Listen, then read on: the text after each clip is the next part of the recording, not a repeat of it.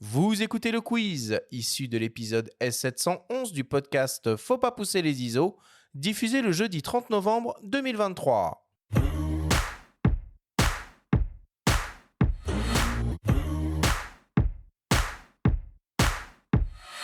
Le principe du quiz est très simple. Nous avons reçu des questions de la part de nos auditeurs qu'ils t'ont posées via notre compte Instagram. Nous en avons sélectionné quelques-unes et tu vas avoir seulement 30 secondes et pas une de plus pour tenter d'y répondre le plus clairement possible. Tristan, as-tu bien compris la consigne? C'est compris, allons-y. Alors on y va. Première question qui nous vient d'une dénommée Gigi. Je suis passionné de sport extrême et notamment de parapente, mais je me demande s'il est vraiment possible de conjuguer cette passion avec la photographie. Est-ce que finalement, une GoPro n'est pas suffisant? Non, clairement pas. GoPro, c'est... Non, il y a des clichés incroyables que tu peux faire en GoPro, j'en ai déjà fait moi aussi, mais c'est trop limitant sur ce que tu peux faire sur les angles de vue. Il y a tellement de choses à faire et à explorer encore dans le monde de la photo de parapente. Vas-y. Tu doubles tout, toi, avec une GoPro sur le casque ou non? Non, t'en fous. Non, ça serait bien. Franchement, ça serait bien pour les réseaux de faire systématiquement du making-of et tout. Mais j'avoue que je pars avec la volonté d'eux. Et en fait, je suis dans mon shoot et... Et non, flemme, c'est- quoi. Alors, flemme, mais c'est même pas flemme. En fait, j'ai compris le process. C'est que, j'allais dire, le process créatif de ramener les images m'accapare complètement. Même à 110, 120% des fois. Donc, j'arrive pas à prendre un peu d'énergie, de temps, de trucs pour capturer ces moments qui pourtant sont si indispensables à l'heure d'aujourd'hui. Il faut faire des reels, il faut faire des trucs. Encore une fois, j'applaudis la jeune génération qui, eux, arrivent à tout faire.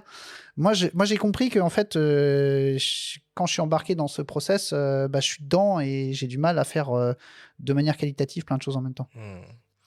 Deuxième question qui nous vient d'un dénommé Michael. Quelles sont les marques et les modèles de flash que tu pourrais recommander pour monter des setups en plein air comme toi avec les boîtiers Fujifilm? Bon, je suis complètement biaisé parce que moi j'utilise depuis plein d'années et je suis ambassadeur pour la Mackelin Chrome, donc forcément je vais dire que du bien.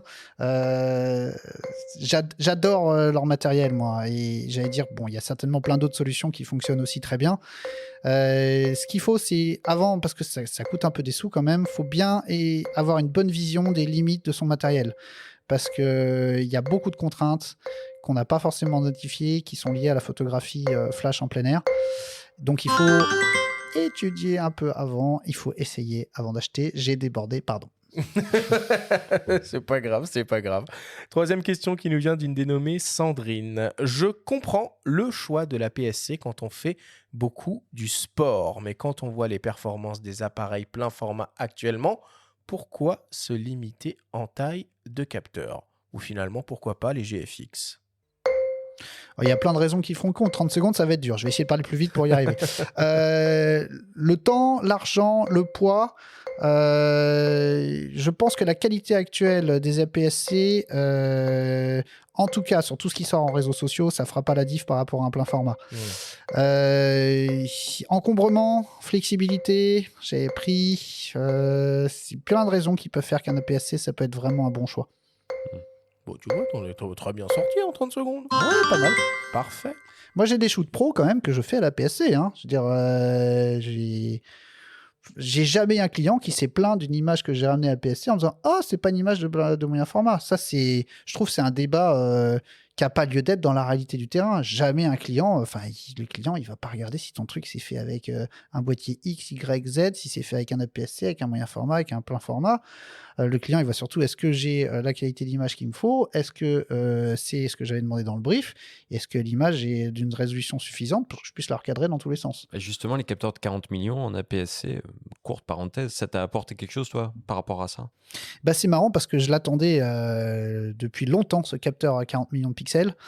Et finalement, je suis resté sur un 26 sur la PSC. Ok. Parce que finalement, dans mon utilisation en tout cas, le X-H2S, qui est l'APS-C haut de gamme à l'heure actuelle de la série X, le meilleur autofocus, les meilleures performances, elles sont sur le 26.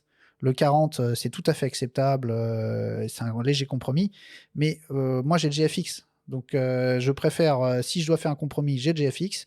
Et si je veux vraiment le nec le plus ultra, c'est à être sûr de ramener mon image quand il n'y a pas de lumière, quand l'autofocus est compliqué, etc., bah, j'ai le 26. Et ça a été un vrai débat, hein, parce que j'ai essayé les deux, j'en ai parlé plein avec les chefs produits de Fuji. Et en fait, ce qui a emporté le morceau, c'est que j'étais sur un shoot pour Nike et Intersport, je me rappelle, où il fallait des conditions automnales, pluvieuses. On était à montagne, on avait froid, on était en sous-bois, la lumière était vraiment infâme. Et enfin, compliqué, pas infâme, compliqué. Et j'avais shooté avec les deux, et je me rappelle après avoir trié, j'avais vu qu'il y avait beaucoup plus finalement de photos sharp comme je voulais. Et c'est ça qui a emporté le morceau. Mais si j'avais pas eu ce cas de figure-là précis, je serais parti sur le 40. Parce que bah, ça suffit largement, j'imagine, dans l'écrasante majorité des cas. Mais moi, dans mon utilisation à moi, j'ai eu ce cas très spécifique où là, typiquement, il me faut le meilleur du meilleur. Bon. Et enfin, quatrième et dernière question qui nous vient de Bruno. Quelle est la photo dont tu es le plus fier et pourquoi ? Ouah, trop dur d'en choisir une seule. Ça, c'est vraiment compliqué. Je pense que si je dois répondre à brûle le pourpoint comme ça, je vais sans doute prendre cette photo qui était pour la campagne pour le flash et l'inchrome qu'on a shooté en Turquie, où pendant 10 jours on s'est battu pour ramener tout un tas de photos le plus extrême, le plus belle possible. Et on a eu ce soir où Mère Nature, je pense, nous a vus dans nos efforts. On nous a dit allez, ça fait 10 jours que vous y êtes, je vous donne un coucher de soleil extraordinaire. Il y a eu un trou dans les nuages où d'habitude on ne va pas, parce qu'en parapente il faut surtout pas se faire enfermer dans les nuages. Et là pour le coup on s'est tous, j'allais dire, regardé, on s'est tous parlé avec l'équipe en radio. On devait être 7 ou 8 parapentes ensemble, donc une petite armada. On a vu ce truc et on a tous dit c'est un instant magique, on y va. Et on a donc infléchi notre course pour passer dans ce trou dans les nuages, et ça a sans doute donné une image que moi j'adore complètement et qui pour moi est complètement unique, parce que c'est vraiment pour moi ce moment où j'ai trouvé qu'on était complètement en face. Notre belle énergie, notre enthousiasme, Mère Nature nous a remercié, a dit allez, je vous le donne celui-là, je vous donne un petit moment vraiment ultra magique, rien que pour vous. Et c'était incroyable. Et d'avoir partagé ça avec plein d'amis, et puis en plus sur un projet commercial, enfin il y avait tout qui était aligné. C'était vraiment ces petits moments, tu sais, on essaye de tout prévoir. C'est une question que alors je déborde complètement sur celle-là, mais légèrement, mais c'est pas grave. J'ai déjà eu cette remarque en disant mais ouais, mais t'as trop de chance, t'es toujours là quand ta lumière est folle, etc. Mais on fait tout pour. Donc au bout d'un moment, oui, des fois t'as de la chance. chance, ça se provoque. Hein. Exactement. Et là, c'est vraiment ce moment-là où je sais pas si je revivrai un moment comme ça, où vraiment il y a absolument tout s'est aligné. C'était pas du tout prévu, et ça a été un moment de pure magie. Et tous les gens qui étaient là, on pourra leur en parler. Il y en a pas un seul qui l'aura oublié, quoi. Bon, allez, on conclut le quiz là-dessus. Merci Tristan. Avec plaisir.